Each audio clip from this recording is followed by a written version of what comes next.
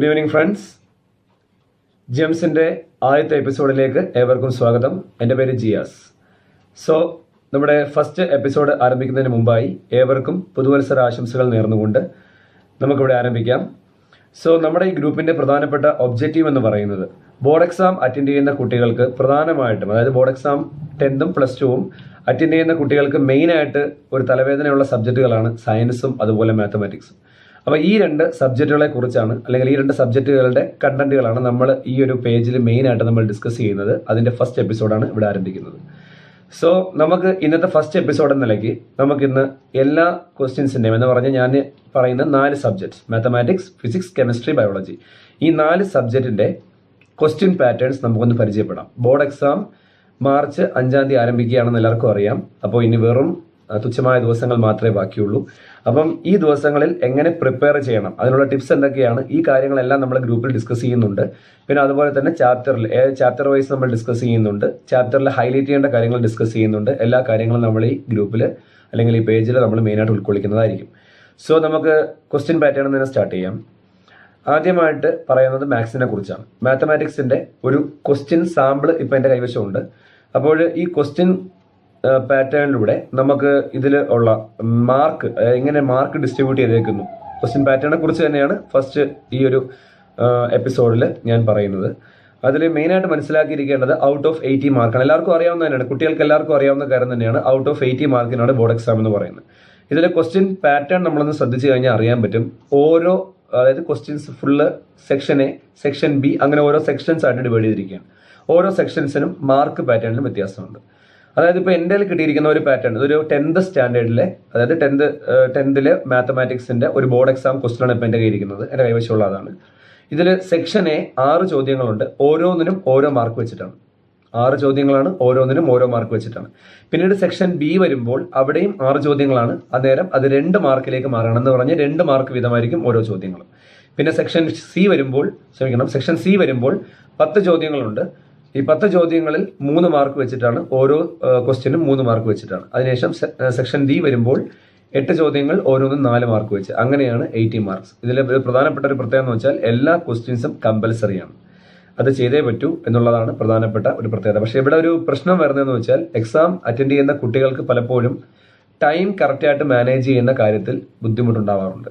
എന്ന് പറഞ്ഞാൽ അവർക്ക് എല്ലാ ക്വസ്റ്റ്യൻസും ചിലപ്പോൾ എഴുതാൻ പറ്റാത്തൊരു സാഹചര്യം ഉണ്ടാവാം, പല ക്വസ്റ്റ്യൻസും സ്കിപ്പ് ചെയ്യപ്പെടേണ്ട ഒരു സാഹചര്യങ്ങൾ ഉണ്ടാവാം.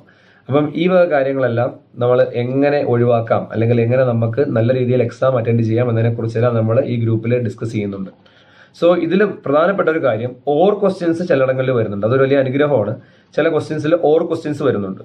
ഇപ്പം ഞാൻ നേരത്തെ പറഞ്ഞ ഒരു ക്വസ്റ്റ്യൻ പാറ്റേണിൽ തന്നെ നോക്കി കഴിഞ്ഞാൽ സെക്ഷൻ എയിൽ 2ാമത്തെ ചോദ്യം ഓർ ക്വസ്റ്റ്യൻ എന്ന് പറഞ്ഞാൽ 1 മാർക്കിന്റെ ചോദ്യത്തിൽ ഓർ ക്വസ്റ്റ്യൻ വരുന്നുണ്ട്. പിന്നെ അതുപോലെ തന്നെ അങ്ങോട്ട് പോയി കഴിഞ്ഞാൽ നമുക്ക് ഇതുപോലെ ഓർ ക്വസ്റ്റ്യൻസുകൾ പല ചോദ്യങ്ങളിലും കാണാൻ പറ്റും. അപ്പോൾ അതൊരു നല്ലൊരു കാര്യമാണ്. നമുക്ക് ഓർ ക്വസ്റ്റ്യൻ നമ്മുടെ ചോയ്സ് അനുസരിച്ച് നമുക്ക് എളുപ്പമുള്ള ക്വസ്റ്റ്യൻ, കൺവീനിയൻ്റ് ആയിട്ടുള്ള ക്വസ്റ്റ്യൻ ഏതാണോ അത് നമുക്ക് അറ്റൻഡ് ചെയ്യാവുന്നതാണ്. അപ്പോൾ ഇത്രയുമാണ് എനിക്ക് 10th മാത്തമാറ്റിക്സിനെ കുറിച്ച് പറയാനുള്ളത്. പിന്നീട് പറയാനുള്ളത് സയൻസിനെ കുറിച്ച്. സയൻസിൽ നമുക്കറിയാം, സയൻസ് ഒറ്റ സബ്ജക്റ്റാണ്. 10th സ്റ്റേറ്റിൽ പഠിക്കുന്ന ഒരു കുട്ടിയെ സംബന്ധിച്ച് ഫിസിക്സ്, കെമിസ്ട്രി, ബയോളജി മൂന്ന് പേപ്പറായിട്ട് എഴുതുമ്പോൾ 10th CBSE പഠിക്കുന്ന കുട്ടി 3ഉം കൂടെ ഒരു സബ്ജക്റ്റായിട്ട് അല്ലെങ്കിൽ സയൻസ് ആയിട്ടാണ് അയാൾ എഴുതുന്നത്. അതും ഔട്ട് ഓഫ് 80 മാർക്ക് തന്നെയാണ്. അതിൻ്റെയും കൂടെ ക്വസ്റ്റ്യൻ പാറ്റേൺ നമുക്ക് ഇന്ന് ഡിസ്കസ് ചെയ്യാം. അതിലും ഇതുപോലെ 80 മാർക്സിൽ വരുമ്പോൾ ഇതുപോലെ സെക്ഷൻസ് ആയിട്ടാണ് ക്വസ്റ്റ്യൻസുകൾ ഡിവൈഡ് ചെയ്തിരിക്കുന്നത്. Section A, section B, section C, section D, അത് കഴിഞ്ഞ് സെക്ഷൻ ഇയും കൂടെ എക്സ്ട്രാ ആയിട്ട് വരുന്നുണ്ട്. ഇതിൽ സെക്ഷൻ എക്ക് ഓരോ മാർക്കിന്റെ ചോദ്യങ്ങളാണ്. അതുപോലെ സെക്ഷൻ ബി 2 മാർക്കിന്റെ ചോദ്യമാണ്. സെക്ഷൻ സി 3 മാർക്കും, സെക്ഷൻ ഡി 5 മാർക്കും.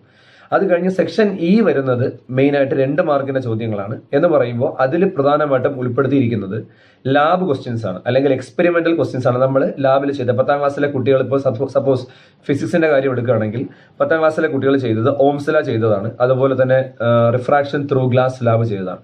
അപ്പം ഇതിലുള്ള ക്വസ്റ്റ്യൻസ്, ഇപ്പം ഒരു എക്സാമ്പിൾ പറഞ്ഞാൽ ഓംസ് ലായിൽ നമ്മൾ ഏറ്റവും ആദ്യം പഠിച്ചത് വോൾട്ട് മീറ്ററിന്റെയും അമ്മീറ്ററിന്റെയും ഒരു ലീസ്റ്റ് കൗണ്ട് കണ്ടുപിടിക്കുന്ന മെത്തേഡ്, ലീസ്റ്റ് കൗണ്ടിന്റെ ഇക്വേഷൻ എന്താണ്, അതുവഴി എങ്ങനെ ലീസ്റ്റ് കൗണ്ട് കണ്ടുപിടിക്കാം എന്നുള്ള ചോദ്യങ്ങൾ, അതുപോലുള്ള ചോദ്യങ്ങൾ നമുക്ക് പ്രധാനമായിട്ടും സെക്ഷൻ ഇയിൽ എന്ന് പറഞ്ഞാൽ ഞാൻ നേരത്തെ പറഞ്ഞതുപോലെ തന്നെ ലാസ്റ്റ് വരുന്ന സെക്ഷനിൽ നമുക്ക് പ്രതീക്ഷിക്കാവുന്നതാണ്. അപ്പോൾ ഇത്രയുമാണ് ക്വസ്റ്റ്യൻ പാറ്റേണിനെ കുറിച്ച് പറയാനുള്ളത്. ഞാൻ നേരത്തെ പറഞ്ഞ അതേപോലെ തന്നെ മാത്തമാറ്റിക്സിൽ വന്നതുപോലെ തന്നെ സയൻസിലും ഇതുപോലെ ഓർ ക്വസ്റ്റ്യൻസുകൾ വരുന്നുണ്ട്. അത് ഇവിടെയും നമുക്കൊരു അനുഗ്രഹമാണ്. ഓർ ക്വസ്റ്റ്യൻസ് വരുന്നത് തന്നെ നമുക്ക് അപ്പോൾ നമ്മുടെ ചോയ്സ് അനുസരിച്ച് എഴുതാൻ പറ്റും എന്നുള്ളതാണ്. ടൈം മാനേജ്മെന്റ് കേസ് പറഞ്ഞു കഴിയുമ്പോൾ സയൻസിൽ മെയിനായിട്ട് പ്രോബ്ലംസ് ആയിട്ട് വരുന്ന അല്ലെങ്കിൽ പ്രോബ്ലംസ് ചെയ്യാനുള്ള ചാപ്റ്റേഴ്സ് എന്ന് പറയുന്നത് ഫിസിക്സ് തന്നെയാണ്. ഇലക്ട്രിസിറ്റി എന്നുള്ള ചാപ്റ്ററിൽ പ്രോബ്ലംസ് വരുന്നുണ്ട്. പിന്നെ അതുപോലെ ലൈറ്റ് റിഫ്രാക്ഷൻ എന്നുള്ള ചാപ്റ്ററിലും പ്രോബ്ലംസ് വരുന്നുണ്ട്. പിന്നെ ലാസ്റ്റ് ചാപ്റ്ററിൽ human I and colourful world, last chapter അല്ല, ശരിക്കും അത് ഓരോ സ്കൂളുകളിലും എടുക്കുന്ന ഓർഡർ പ്രകാരം വ്യത്യാസമുണ്ട്. അതായത് ആ ഒരു ഓർഡർ നോക്കി വന്നാൽ ആദ്യം വരുന്ന chapter light reflection and refraction ആണ്. അത് കഴിഞ്ഞ് human I and colourful world, അത് കഴിഞ്ഞ് ഇലക്ട്രിസിറ്റി, അത് കഴിഞ്ഞ് magnetic effect of electric current and last chapter source of energy. അപ്പോൾ 5 ചാപ്റ്റേഴ്സ് ആണുള്ളത്. ഇതിൽ നമ്മൾ പ്രധാനമായിട്ട് മനസ്സിലാക്കിയിരിക്കേണ്ടത്, ഞാൻ ഹാൻഡിൽ ചെയ്യുന്ന സബ്ജക്റ്റ് ഫിസിക്സ് ആണ്.